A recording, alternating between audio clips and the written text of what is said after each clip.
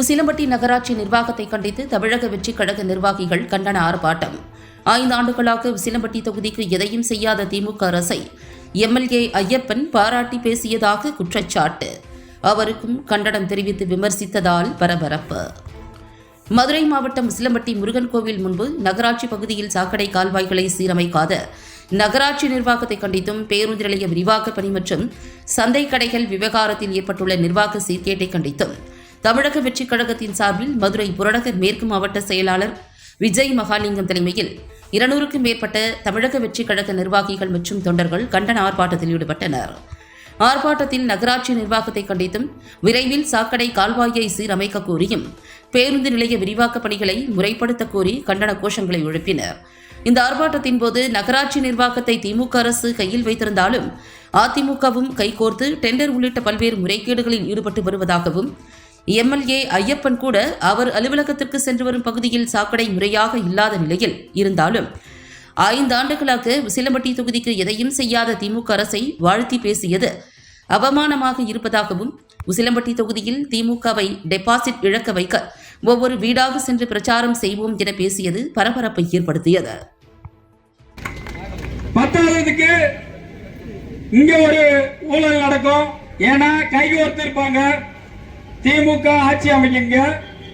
ஆனா ஏடிஎம்கேல இருக்கவங்க இங்க துப்புரவு தொழிலாளர்களுக்கு அவங்க தான் எல்லாமே செய்வாங்க. அவங்களுக்குள்ள ஒரு ஈடுபாடு, எல்லாமே டெண்டர் விடுறதுல இருந்து எல்லாமே பரஸ்பரமா நடந்துக்கிறோம். இதனாலதான் சொல்றோம், வர்ற எலெக்ஷன்ல 2 பேருக்கு தான் போட்டியே. ஒன்னு டிஎம்கே, இன்னொன்னு டிவிகே. அது தெரிஞ்சுக்கணும்.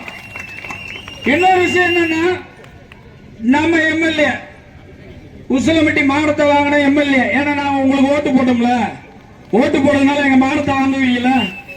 நான் ஒரு குடிமகனாக கேட்கிறேன். 5 வருஷமா ஒண்ணும் செய்யல, ஒண்ணும் செய்யாத அரசுக்கு எதிரில் நின்று வாழ்த்து சொல்றாரு. அப்படி ஒரு கேவலமான நிலை. மக்களை நல்லா சிந்திச்சு பாருங்க. கண்டிப்பா நீங்க சிந்திக்கணும். நீங்க திரும்ப எப்படி ஓட்டு கேட்டு இந்த முகத்தை வச்சு இந்த உசிலம்பட்டிக்குள்ள நீங்க வருவீங்க சொல்லுங்க. கடைசியா ஒரு சட்டமன்ற அலுவலகம் திறப்பு விழா. ஏன்னா அவங்க அந்த கட்டடத்துல அவங்களோட பேர் இருக்கணும்ல, அதனால அதை பண்ணிடுறாரு நம்ம எம்எல்ஏ. எம்எல்ஏ அந்த இடத்துல போகும்போது அந்த சந்தை பாதையில மனித கழிவு, சாக்கடை கழிவு எல்லாமே போயிட்டு இருக்கு. விவசாயிகள் அவ்வளவு பாதிக்கப்படுறாங்களே. ஒரு காய்கறி கொண்டு போக முடியல, ஒரு தட்டை கொண்டு போக முடியல, அந்த பக்கம் போய் நடக்க முடியல. ஆமா, நீங்க நடந்தா தானே தெரியும் உங்களுக்கு. நீங்க கார்ல போய் திறந்து வச்சுட்டு போயிருவீங்க. உங்க பேர் இருந்தா போதும். அது மட்டும் போதும் இல்ல, நிறைய வாக்குறுதியை கொடுத்துட்டு அதை பூரா நீங்க நிறைவேற்றிட்டீங்க. அதனால நீங்க சந்தோஷமா சட்டசபையில நின்று, முதல்வர் அவர்களே, நீங்களும் மீண்டுமே ஆட்சிக்கு வந்தால் மக்கள் நாங்கெல்லாம் நல்லா இருப்போம் சொல்லி ஒரு கேவலமான ஒரு விஷயத்தை செஞ்சீங்க. எங்களுக்கு எல்லாம் ரொம்ப மனசு கஷ்டமா இருக்கு. உங்களுக்கு எல்லாம் மனசாட்சி இல்லையா? நாங்க ஓட்டு போட்டோமே, உங்களுக்கு மனசாட்சி இல்லையா? ஏன் இப்படி செய்யறீங்க? போக்குவரத்துக்கு புறவழிச்சாலை கேட்டுக்கிட்டே இருக்கும். புறவழிச்சாலை அமைக்க உங்களுக்கு துப்பு இல்ல. என்ன அரசு நடத்துறீங்க நீங்க? மக்களே, இங்க கஷ்டப்படுற மக்களுக்கு நான் ஒண்ணு சொல்றேன். உழைக்கின்ற மக்களுக்கு, சுமை தூக்கும் மக்களுக்கு, வியாபாரிகளுக்கு, உங்களுக்காக இந்த தமிழக வெற்றிக் கழகம் எப்பயும் குழு கொடுத்துக்கிட்டே இருக்கும். நீங்க மக்களுக்கு எது செய்யலன்னா கேட்கறதுக்கு ஆள் நினைச்சிட்டு இருக்கீங்களா? நாங்க இருக்கோம். எங்க தலைவர் இருக்காரு. இப்ப சொன்னார்ல, மக்களோட மக்கள், ரத்தத்தோட ரத்தமா, சதையோட சதை வரைக்கும் சொன்னார்ல, அப்படித்தான் இருப்பாரு. நாங்களும் அப்படித்தான் இருப்போம். எங்க தொண்டர்கள் அனைவரும் அப்படித்தான் இருப்போம். உங்களை கேள்வி கேட்காம விட மாட்டோம். உங்க முகத்திரையை கிழிச்சு இந்த கபடனார திமுக அரசை, அதுவும் உசிலம்பட்டியில் இந்த திமுக அரசை, இந்த திமுக வேட்பாளரை டெபாசிட் இழக்க வைப்போம். வீடு வீடாக செல்வோம்.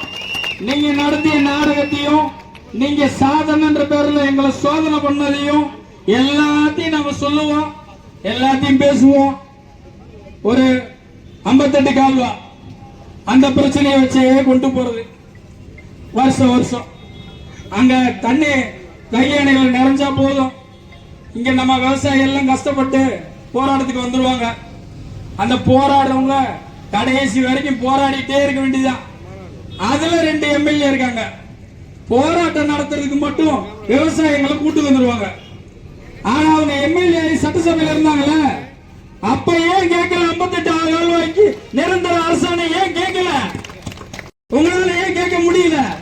இப்ப ஓட்டு போட்டோமே அந்த எம்எல்ஏ அவங்க ஏன் அரசாணை கேட்கல? இனிமேல் நீங்க திரும்ப தேர்தல் வாக்குறுதி கொடுத்து நீங்க மக்கள்கிட்ட வருவீங்களா? நீங்க எந்த முகத்தோட வருவீங்க? உங்களால எப்ப வர முடியும்? எப்படி வர முடியும்? எப்படி விடுவோம்? எப்படி மக்கள் ஏத்துக்குவாங்க? இந்த விவசாயிகள் எல்லாம் கஷ்டப்பட்டுதான் இந்த கம்மாய்க்கு தண்ணியை கொண்டு வராங்க. அந்த விவசாயினாலதான், உண்மையை சொல்றேன், அந்த விவசாயினாலதான் இங்க நிலத்தடி நீரே வந்துட்டு இருக்கு. அதை நீங்க அரசியல் பண்றீங்க.